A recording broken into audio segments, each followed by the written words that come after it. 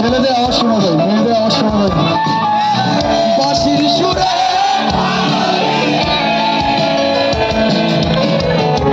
এখনো সে রাধা রানী, বাঁশির সুরে পাগলিনী, অষ্ট সখীর শিরোমণি, অষ্ট সখীর শিরোমণি, নব সাজে রে।